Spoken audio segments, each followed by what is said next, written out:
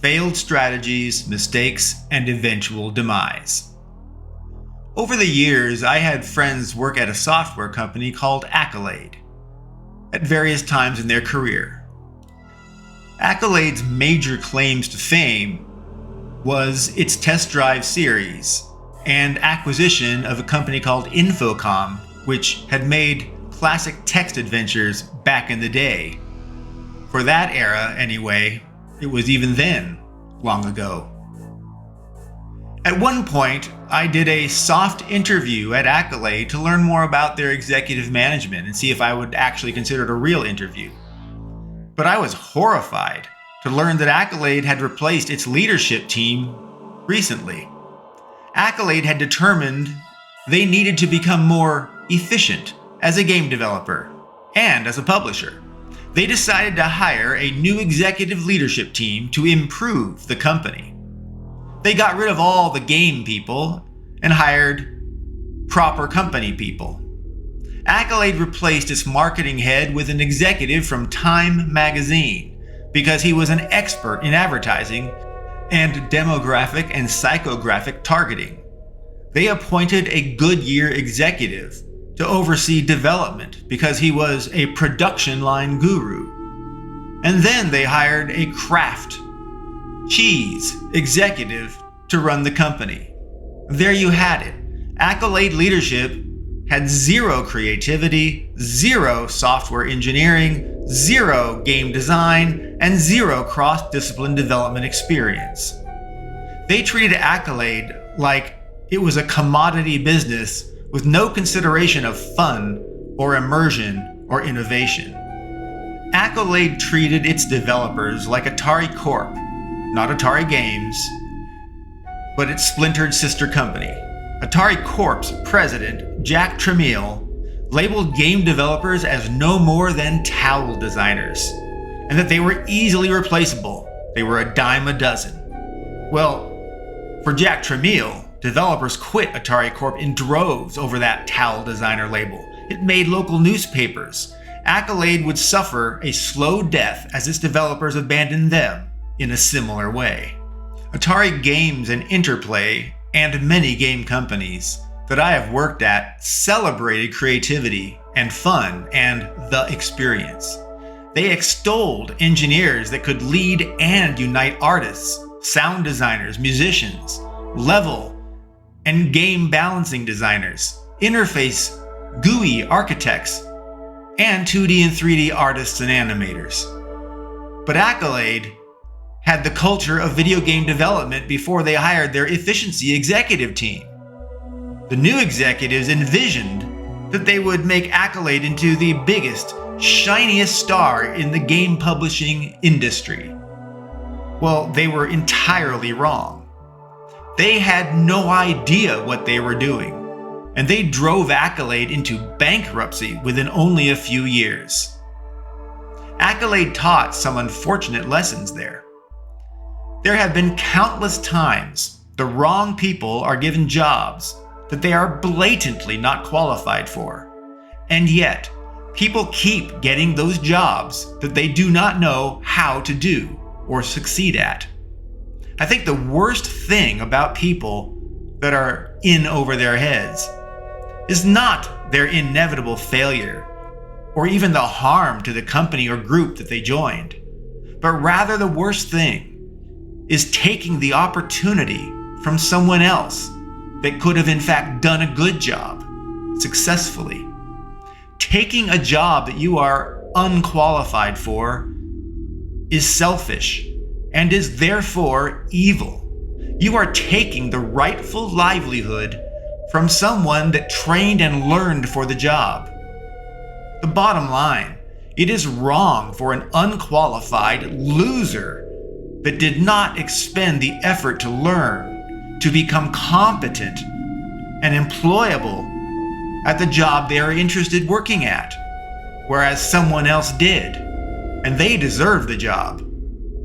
Accolade was the quintessential example of the wrong people given a job that resulted in the destruction of many good people's jobs.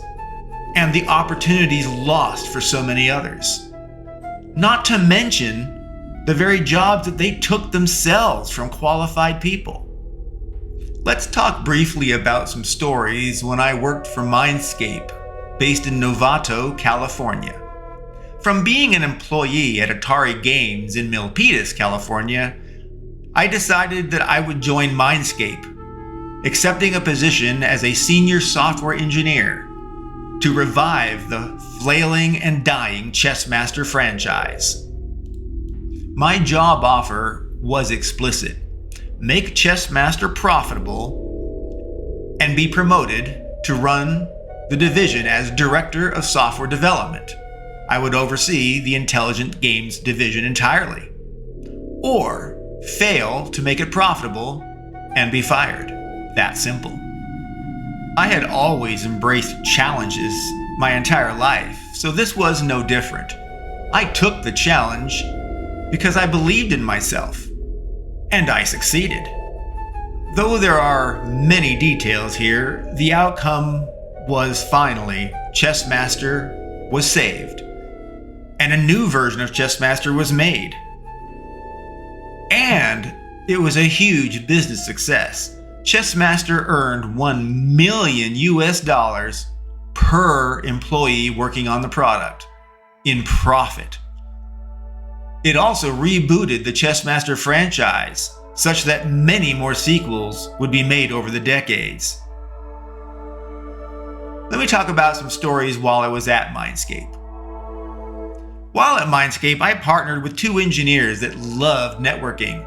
They dreamed of making a game work on a local area network, a LAN, and someday even play over the brand new internet. Well, we three made a local area network LAN, SDK, software development kit, and API, so other games could use the tech once we proved it out and refined it. After a few months, we had a LAN Chessmaster working well. It was a turn-based game that was perfect for networking. We translated the LAN IPX interface for networking to use an internet TCP interface with traditional browser ports so that we could cleverly enter people's homes as if we were a web browser, although we were a game.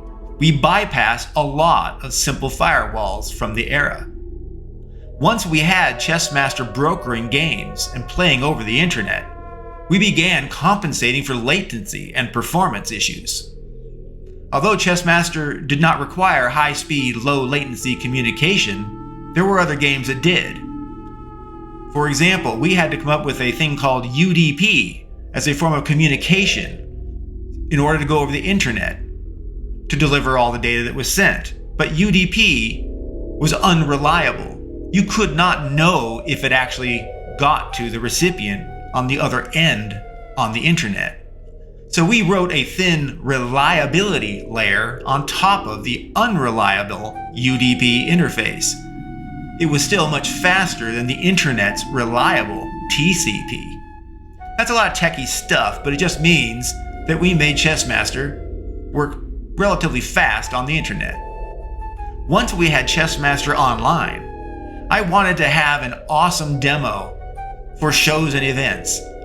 I managed to take an electronic chessboard that had a serial and a parallel hardware interface to connect to computers, and I made it talk to Chessmaster online.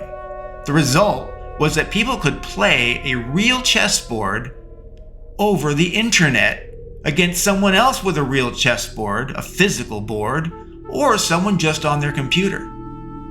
The computer would show on its screen what the AI or a human moved. And on the physical board, it would blink LED lights showing where the piece was moving from and where it was moving to. It was awesome. We were able to have human, physical chess games play against AI computer games over a network and then over the internet. People did not know if they were playing against an AI or a human when they played. One game early on surprised us. Someone had Chessmaster online using what was called a physical task TASC smart chessboard in Tehran, Iran, and was playing against us in Novato, California, United States. That was amazing. Incredibly amazing, especially back then. We had someone in Iran playing with us in California, Chessmaster. It was awesome. During my time at Mindscape, I worked on many versions of Chessmaster, including Chessmaster 5000, 5500, 6000, online and live. I forged partnerships with the international grandmaster Josh Waitzkin for expertise and tutorials, the San Francisco Chess Academy for Grandmaster AI and modeling, Task, the maker of that smart chessboard, and Johan de Koenig for the world's most advanced chess AI expert and a database of 450,000 annotated historical games, chess puzzles, tips, and the United States Chess Federation rules and approval system for rated games, and more. The two engineers and I delivered a network middleware that would be used in all of Mindscape's games, and Pearson Limited, a UK-based education and distance learning company that later purchased Mindscape. Everyone used our tech. I worked on several smaller games and demos at Mindscape, but none of those were very important to me. They were just filler jobs. All that was not complicated, at least not as complicated as it sounds. Or at least I do not think it was complicated. It just had a lot of moving parts that we had to juggle. Like I said, Chessmaster was successful. Chessmaster not only was saved, but it sold over 1 million copies and generated over 1 million profit revenue for every employee that worked on it. It blew the barn doors off with its success, and everyone at Mindscape thought I walked on water.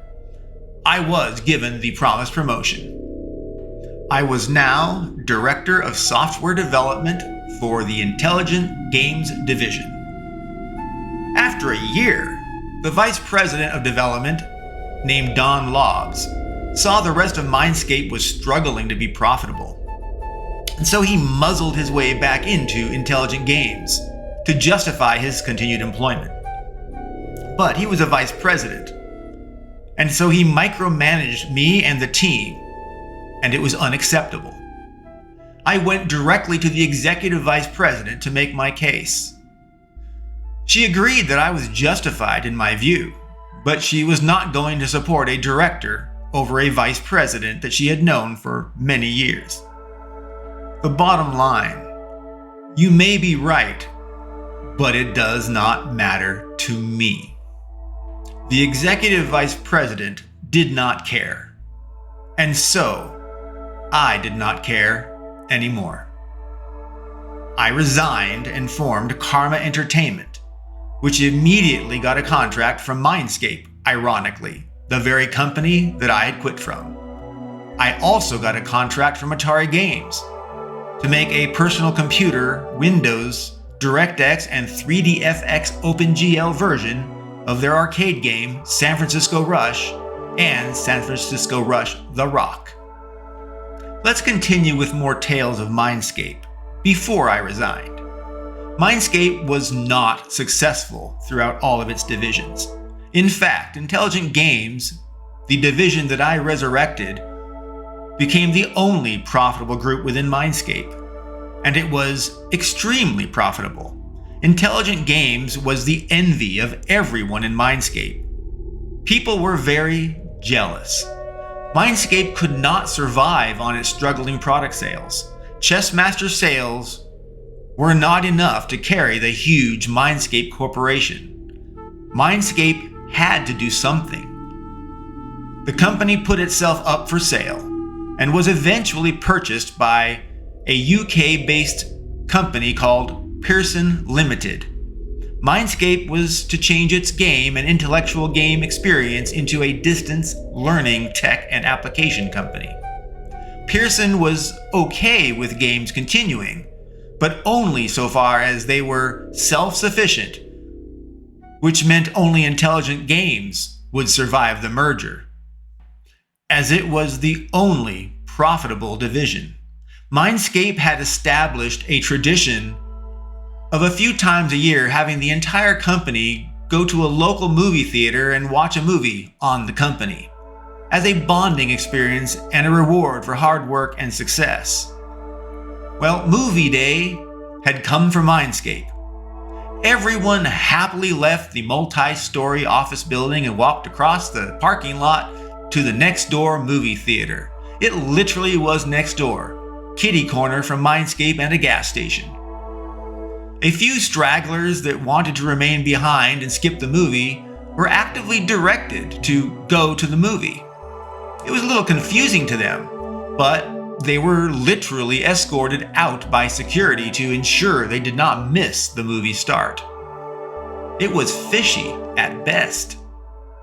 Staff naively praised the acquisition by Pearson Limited, believing that their jobs were safe once more and they could focus on making products and not worrying about livelihoods or income. But when movie day ended, so did most people's jobs that day. When people returned to the Mindscape building, security guards were present and they directed each person to swipe their badge in front of them on the electronic key plate. If the lock blinked green and the door unlocked, you still had a job. But if the lock blinked red and the door remained locked, you were laid off. No job for you. The experience felt incredibly cowardly and impersonal. People were cattle being sent up to that door, and in front of everyone saw Judgment Day. You go in or you don't. Let me say that again. People lined up like cattle, walking up to the door, and in front of everyone, they either went inside with a job or they left without one. It seemed to me that Mindscape adopted situational ethics so that it could treat people like tools that were no longer needed, and they could toss those tools outside after movie day. It was movie day layoff. It showcased how harsh the world can be and how it can be devoid of compassion and care. Mindscape management proved itself to be cowardly and without integrity or honor. My definition of evil expanded that day to include situational ethics, low or no integrity behavior. I was not alone in feeling Mindscape was not showing value for its employees. Its movie day layoff wounded the staff's morale, and they were not happy. The day following movie day, the lunchroom tables were found covered with newspapers, with every page open to advertisements for firearms, rifles, shotguns, pistols, all for hunting, sport, and protection. The local police were called, but they said it could be a coincidence that each newspaper happened to show a gun ad on their exposed pages. Of course, they admitted that it could be a threat to the company and to its management, and that the staff might be furious and maybe it was boiling up to weaponizing thoughts. Well, nothing ever came of the firearm newspapers that were strewn about the lunchroom. It was merely alarming. I observed that people are quick to complain and rant, but are terribly slow, if not unlikely, to take any real action themselves. People love to saber rattle, but are slow to wield the saber. What a waste of time and thought, in my opinion. People en masse are sheeple. People who follow direction, though they complain and do nothing about their lamentations. Those are sheeple. They complain but do nothing. After my stint in Mindscape, resurrecting the Chessmaster series to great success, and delivering a shared network technology across the entire company, and starting a brand new franchise, Poker Master, Mindscape was in a transition. With Pearson Limited's acquisition of Mindscape and shifting its corporate product line to distance learning in lieu of games, I did not see myself staying long with the company. I had a great reputation as a technologist, designer, manager, and now group director in Mindscape. A recently promoted vice president of development, Andrew, during the transition to distance learning, had no experience with games or their underpinning tech. He knew the technology was to be adapted for distance learning and had to honor some existing Mindscape game commitments until they were all played out. Andrew was practical, and while he did not understand the tech or the process, he did recognize historical performance and delivery by individuals and groups. He saw that my division, Intelligent Games, was small, highly efficient, insanely profitable, and was the only group to export shareable tools and technology for others to use. So Andrew offered a contract to me to work on Tom Clancy, a demo, and to finish an online proof of concept for a mass player game called NetWar. I finished the contracts so quickly that Mindscape ran out of filler jobs to keep me around. I wrote installers for applications and all sorts of other boring business things to make money and maintain my working relationship with Mindscape. I had been contracting under my name directly with Mindscape, but I had decided that it was time that I expand my search outside of Mindscape for other game contracts and get away from this job work that I was doing for Pearson Limited. Yes, I had been spoiled with working on things that I loved, games. I had somehow now fallen into doing work on non-games, and it sucked. I could not fathom how people live their lives doing jobs that they did not like, and yet such is the fate and circumstance for what appears to be for most people. I cannot imagine it.